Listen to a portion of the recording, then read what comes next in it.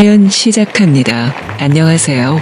혼자는 여성인데 저의 연애담을 풀어볼까 합니다. 저는 이제 사람과는 연애하지 않습니다. 제 연애 상대는 작년 생일날 제가 스스로에게 선물한 남성 인형입니다. 그 용도는 외로운 여성을 위한 밤친구 역할이지요. 저는 여러 외모를 가진 그 남성 인형들 중에서 샤프하고 구렛나룻을 가진 유럽인 남자를 골랐습니다. 그는 지금껏 한 번도 저의 행복한 밤 시간을 어긴 적 없이 침대에서 너무 든든한 남편 역할을 해주고 있습니다. 세상에는 여러 종류의 사람들이 있고 사람과의 연애에 지치고 힘들어도 억지로 매달리며 인연의 끈을 이어가려는 사람들도 많지요. 하지만 저는 그런 감정 따위는 이제 전혀 겪고 싶지가 않습니다. 사람만큼 괴상하고 야비한 동물은 없다고 생각하기에 그런 족속들은 이제 상대하기도 싫으니까요. 그래서 지금 저의 남친인 다정한 실리콘 인형 우리 달링에게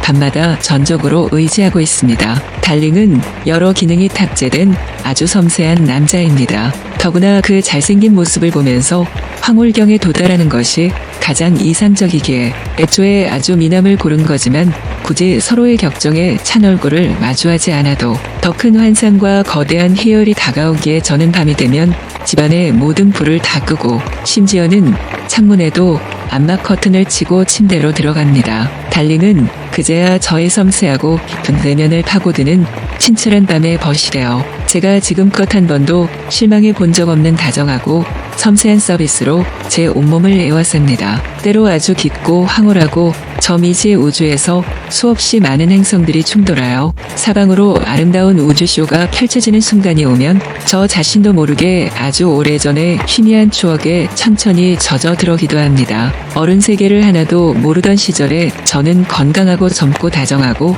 친절한 한 남자를 알고 있었습니다. 그는 우리 집에 새 살던 총각 아저씨였고 20대 후반의 직장인이었지요. 당시의 시대 시절 고등학생이던 저는 귤이나 사과 같은 것을 쟁반에 담아서 그의 방에 놀러가서 깔깔 웃고 떠들기를 좋아했지요. 그의 방에는 현을 퉁기면 그윽한 커피향이 쏟아질 것 같은 통기타가 벽에 세워져 있었고 어딘지 알 수 없는 나라의 아름다운 풍경 사진들이 책상 주변에 붙어 있었습니다. 때때로 그 방에 찾아와서 밀린 빨래를 해주기도 하고 근처 시장에 나가 낑낑대며 채소나 생선을 사서 반찬을 만들어주던 여자도 있었습니다. 언젠가 그녀가 그 방에 가져다 놓은 방향제의 향기를 맡으며 저는 뭔지 모를 심통이 슬슬 나는 것을 느꼈고 그들이 다정히 찍은 사진이 유리 액자에 담긴 채 책상 위에 곱게 놓여있는 것에는 이상하게 화가 나기도 했습니다. 그가 사는 방은 대문간에서 뚝 떨어져 있었던 데다가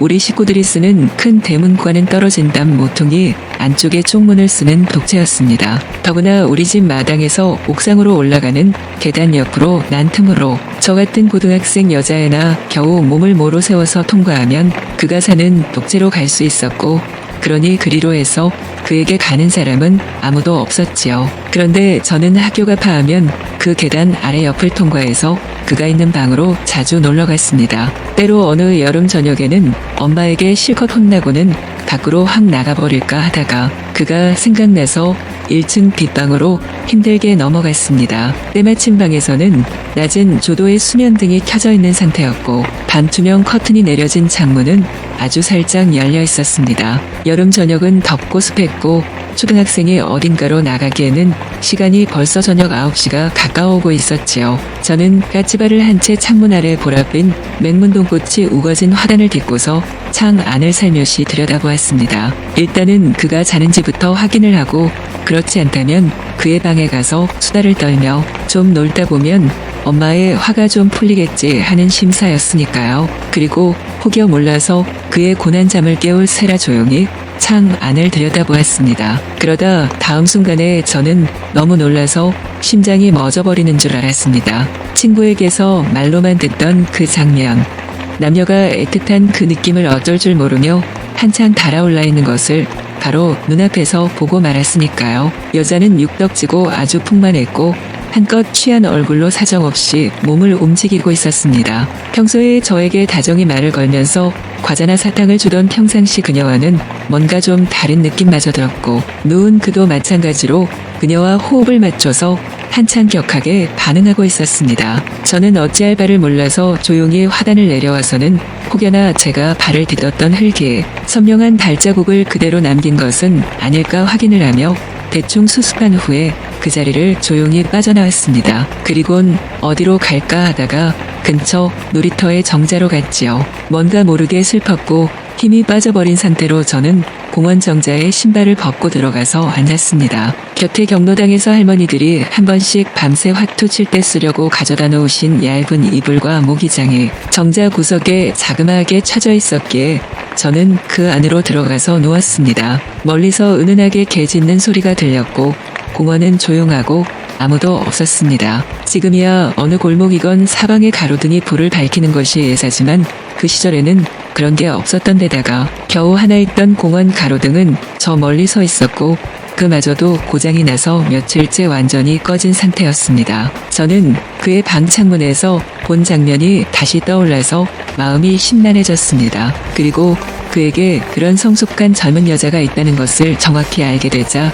이상하게 마음이 아파왔습니다. 그것이 무슨 감정인지 알지 못했지만 슬픔이 저를 몹시 짓눌러왔고 그와 동시에 불현듯 야릇한 감정도 살그머니 솟아나기 시작했습니다. 출렁이고 성숙하게 농익은 여자의 몸, 그리고 정확히 보고만 젊은 남자의 상징이 어린 제게 깊이 각인된 채 이상하고 알 수 없는 감정에 휩싸이게 했던 것입니다. 난생 처음에 그 묘한 기분에 몸을 뒤척이다가 어쩐지 제 몸이 이전보다 민감하고 섬세하고 예민해져 있다는 생각이 들었습니다. 할머니들이 가져다 놓은 얇은 여름 이불 안에서 가만히 손을 움직여 제 몸을 쓰다듬어 보았습니다. 전등이 나간 가로등은 저 멀리에 있었고 밤은 이미 10시를 넘어섰고 낮은 풀벌레 소리만 간간히 들렸습니다. 남자애들이 쿡쿡 찌르며 놀리던 한창 봉긋하게 솟은 저의 상체는 이상하리만치 단단하게 만져졌습니다. 게다가 갑자기 옥신거리는 것 같은 신체의 은밀한 부위는